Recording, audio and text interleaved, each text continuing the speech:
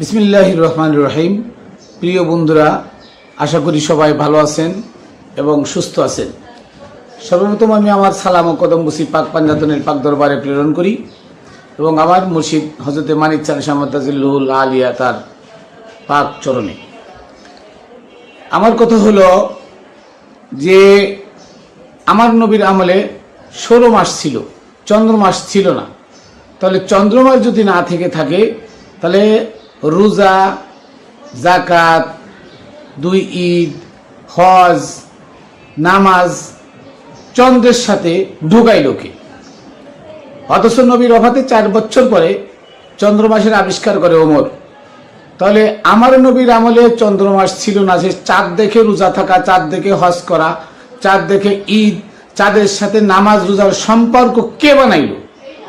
ওমরের বানানো মাসের মধ্যে আল্লাহ এগুলো কেন ঢুকাই দিল? তাহলে কি ওমরকে আল্লাহ নবীর মর্যাদা দিয়েছিল? নবীর থেকে কি ওমরকে নবীর মর্যাদা দিয়েছিল? অথচ আল্লাহ সূরা আল ইমরানের 153 নম্বর আয়াত আল্লাহ বলছেন যে আবু বকর, ওমর, ওসমান নবীকে রক্তাক্ত অবস্থায় কাফেরদের কাছে ফেলে দিয়ে উহুদের ময়দান থেকে পালাইছিল। এই একটা আয়াত দ্বারা তারা মুনাফিক ছিল। আর মুনাফিক কখনো মোমেন নয়, মুনাফিক কখনো আমানু নয়। তো মুনাফিক যদি আমানু না হয়, মোমেন না হয়, সাহাবি না হয়, তাহলে মুনাফিকের বানানো চন্দ্র মাসের সাথে রোজার কানেকশন, হজের কানেকশন, যাকাতের কানেকশন, 2 ঈদের কানেকশন কে বানাইলো? নাকি আমার নবীর ওফাতের পরে ওমর সপ্তম আসমানে গিয়ে আল্লাহর কাছ থেকে এগুলো নিয়ে আসছে? মনে হয় তাই। কারণ ওমরের কথায় যখন আল্লাহ আয়াত নাজিল করেছে, মোল্লারা বলে হ্যাঁ ওমরের কথায় আল্লাহ আয়াত নাজিল করেছে 22টা, কেউ কয় 23টা, কেউ 21টা, নাউজুবিল্লাহ। ওমরের কথায় আল্লাহ আয়াত নাজিল করেছে, কোরআনে বলতেছে কোরআনে আল্লাহর বাণী, ইন্নাহু লাকাউলু রাসূলিন কারীম, 2টা আয়াত, সূরা তাকবীরের 19 নম্বর আয়াত, সূরা হাক্কা 40 নম্বর আয়াত, যে আল্লাহ বলেন নিশ্চয়ই কোরআন সম্মানিত রসুলের বাণী। তো কোরআন যদি রসুলের বাণী হয় তাহলে ওমরের কথাই আল্লাহ কোরআন নাজিল করলো কি করে? তার মানে মুনাফিকরা যুগে যুগে আমার নবীকে ছোট করে, ওমরকে বিশাল আকৃতি ধারণ করে সারা বিশ্বের মানুষের কাছে উপস্থাপন করেছে। আজকে ওমরের নাম শুনলে আমিরুল মুমিনিন বলে, অথচ আমার নবীর নাম শুনলে সাল্লাল্লাহু আলাইহি ওয়াসাল্লাম পর্যন্ত কেউ বলে না। মা ফাতেমা হাসান হুসাইনের কথা কোরআনের, সারা কোরআনে মা ফাতেমা হাসান হুসাইনের কথা আছে। তাদের নাম শুনলে আলাইহিস সালাতু ওয়াস সালাম যদি কেউ না বলে তাহলে সে মুনাফিক। অথচ তাদের নামের পরে রাদিয়াল্লাহু তাআলা আনহু কয়। তারা কি ইসলাম দেখে ইসলাম গ্রহণ করেছিল? তারা ইসলাম নিয়ে আসছিল। সূরা জুমারের 33 নম্বর আয়াত আল্লাহ বলেন, ওয়াল্লাযী জাআকা বিস-সিদকি ওয়া সাদ্দাকা বিহি উলাইকা হুমুল মুত্তাকুন, যারা সত্য নিয়ে এসেছে এবং সত্যকে সত্য বলে স্বীকার করেছে তারা মুত্তাকি। তাহলে কারা? তারা হচ্ছে মা ফাতেমা হাসান হুসাইন মাওলা আলী।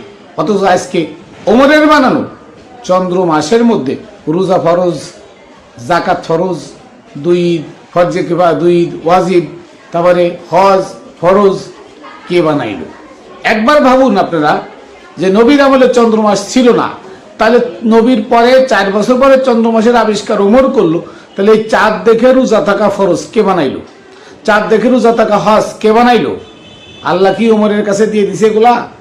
নবীর আমলে তো চালু ছিল না। ওমর এই মসজিদ, আজান, 5 ওয়াক্ত নামাজ, হজ, যাকাত, কুরবানি, রোজা, যা কিছু এগুলো সব ওমরের আবিষ্কার করা শরীয়ত। এইসব আপনারা একবার চিন্তা করে দেখেন, নবীর আমলে 16 মাস ছিল, চন্দ্রমাস ছিল না। আর 16 মাস 365 দিনে, চন্দ্রমাস 354 দিনে, 11 দিন কম। অতএব 16 মাসে প্রতি শীতকাল টু শীতকাল 1 বছর হয়, চন্দ্রমাসে প্রতি বছর 11 দিন এগোই আসে। তাহলে আল্লাহ নবীর আমলে চন্দ্রমাস ছিল না, 16 মাস ছিল। তাহলে সেই 16 মাসে আল্লাহ নবী কি দেখে রোজা রাখত, কি দেখে হজ করত, নামাজ কি দিয়ে পড়ত?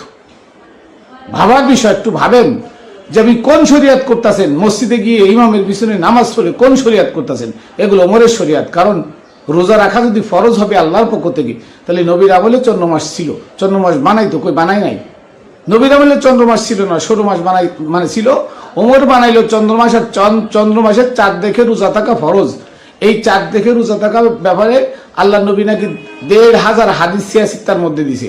অথচ আল্লাহ নবীর আমলে চন্দ্রমাস ছিল না, আবিষ্কারই হয়নি। তাহলে এই ব্যাপারে 1,500 হাদিস আল্লাহ নবী বলল কি করে? একবার ভাবেন, একবার ভাবার চেষ্টা করেন। অতএব এই ওহাবি মোল্লাদের পিছনে আর ঘুরেন না, কোরআনের পিছনে ঘুরুন। কোরআনের ভিতরে যা আছে তার মধ্যে 260টা আয়াতের ভিতরে ওসমান ভেজাল ঢুকাইছে। সে 260টা আয়াত আমি আপনাদের চোখে আঙ্গুল দিয়ে দেখাই দেবো।